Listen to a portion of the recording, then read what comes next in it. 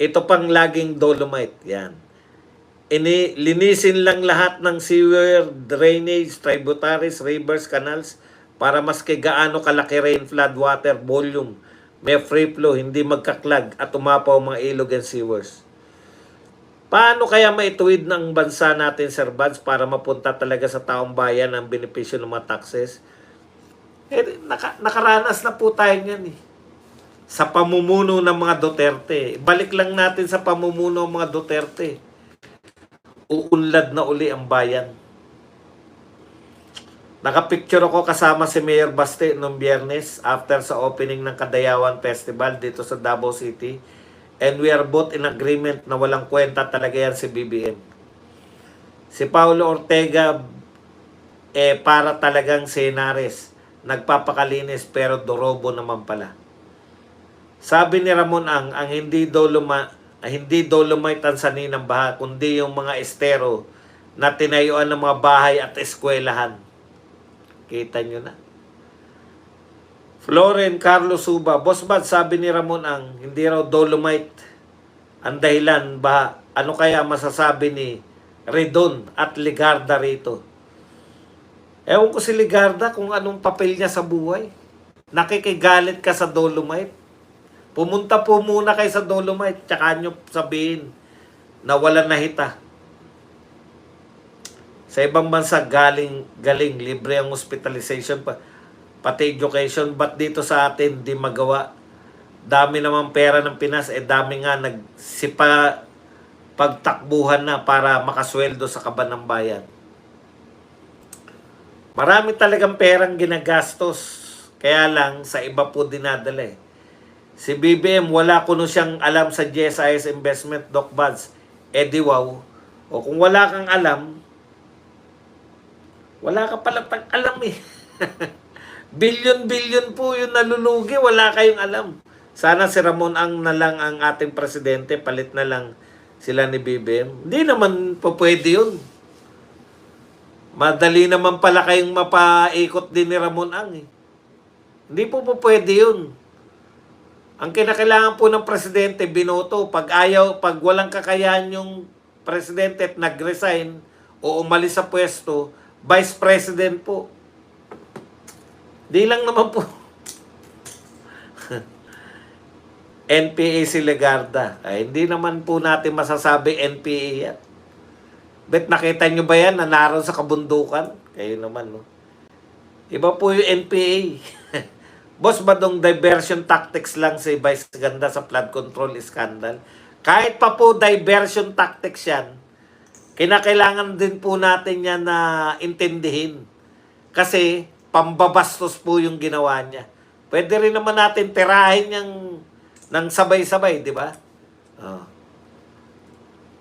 President ba ang nag-appoint at nagtatanggal ng kung hindi nga po president ang nag-appoint at nagtatanggal. Sila po nagbobotohan. Pero given na po yan, wala pong naging House Speaker na kalaban ng presidente. Boss Bats, pinamigay ko ng CDO Fantastics to sino ko kahit paborito ko ito. Weak leader na Marcos Jr. kaya maraming feeling presidente. Yan ang problema, di ba? Yung mga nakapaligid sa'yo, kanya-kanyang ano. Si Sara lang ang presidente natin, period. Naniniwala ako sa pamamalakad ni PRRD, Sir Bads, kaso lang, ang liit ng term ng presidente sa matitinong leader at napakataas ng termino para sa mga gunggong na leader. Ika nga, 6 years ay napakabilis sa matinong leader. Pero 6 years, napakabagal sa banban na leader. Si Vice Caballo, tinitira na ni Nanay Christy Permin. Lame duck kakaning itik yan sa wikang Tagalog at yan si BBM ngayon. Sir Bads, mantakin mo, yung daungan lang, bilyon ang kinikita dito lang sa Cebu City. Sa daungan lang, napakalaki ng kikitain. Tapos lubog sa bahang Mandawi. Tsaka Colon area ng Cebu. Grabe, no? Akalain nyo.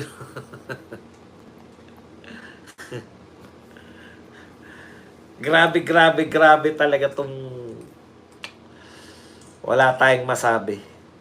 Si Ramon ang umaksyon, pero si BBM umaksyon sa kurap at singhot. Tiyang kabuto.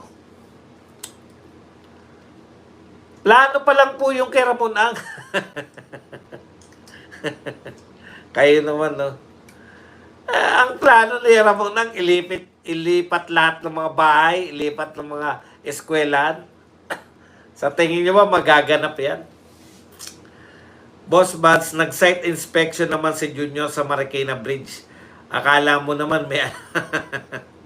Kay Tatay Diggs, wala nang pasakalye pag korap na opisyal. Tanggal agad at sasabihin sa publiko kung sino. Doc Buds, obserbasyon ko lang, mahilig si Lacson sa expose, pero wala siya nagawa sa paglalako ng semento na iligal ng anak niyang si Pampi. Lol. Yan, sabi ni Ruru. Problemang ito. Boss Buds, si Ligarda, kita niyo, wala na yung mga dati kong mga viewers. Di ba? Baka may nasabi ko na ayaw na nila sa akin. Okay lang po yan. Ganyan lang talaga.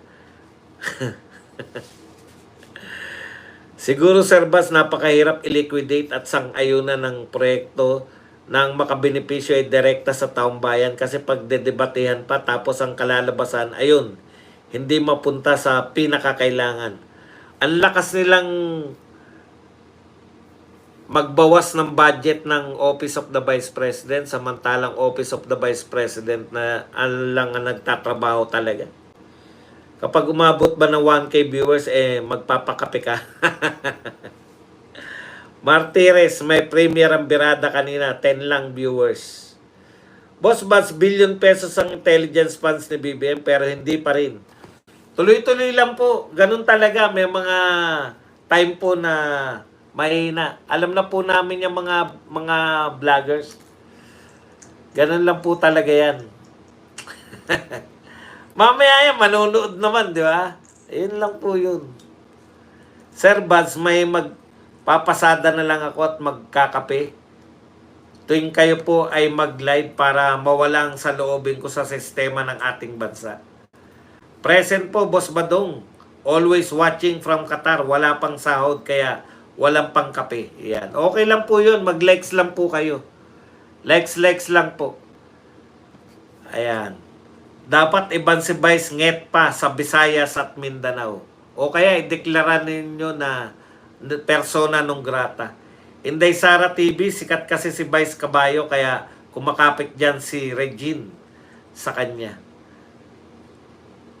Kaya hindi po inosente yan si Regine kasi pinapractice nila yan eh. Hindi po niya pwede sabihin na nabigla lang siya. Baka ibig sabihin niya, Doc Buds, nasa SMNI studio kayo at hindi bias sumpo. Correct po, Lulu. Ayun. Sana magkaroon ng batas na tigil muna ang taxation sa bansa hanggat may magnanakaw sa gobyerno. Tignan nyo yung total viewers after ng live coverage, lagpas 1K ang views. Regine, anti-Duterte din yan. Yan yung mga problema sa mga wala naman pa. Kami po, hindi kami nakikialam sa mga pagkanta ninyo, pag-arte ninyo, kahit nakakasuka minsan yung mga pag-arte nyo. Si Auntie Claire nagwawala sa isang flight pabalik ng Manila, daming ebas, Doc. Persona non grata na si Vice Coops. Boss Buds, billion pesos ang intelligence funds ni BBM pero hindi pa rin niya alam na lugi ang GSIS at hindi alam kung sino ang mga nasa flood control projects. Ayaw niya pong pangalanan. GSIS po, hindi niya raw alam. Pero dito po, ayaw niyang pangalanan. Ano magagawa natin? Pwede bang ideklarang persona non grata ang isang senador? Pwede naman. Depende naman yan sa mayor, sa barangay. Deklarasyon naman yan. Deklarasyon lang naman yan. Ang deklarasyon po, wala, bagamat hindi po yan, symbolic po yan na ayaw namin sa'yo. Ayaw namin sa'yo dito. Iba talaga ugali. Dancing drunkard kasi yan si Auntie Claire. Tindi, no? Yun po yung power, no? Walang nakakapagsabi sa'yo, walang malakas na loob na nagsabi sa'yo na, Auntie Claire, hindi kagandahan ng boses mo. No? Ganun ba talaga? Yung nakapaligid sa kanya, tuwan-tuwa kasi si Auntie Claire. Ako po, kahit po yung mga nagkakanta-kantahan lang tayo, alam ko, bati-bati lang kayo. Pero sa totoo po, alam ko po pangit ang boses ko.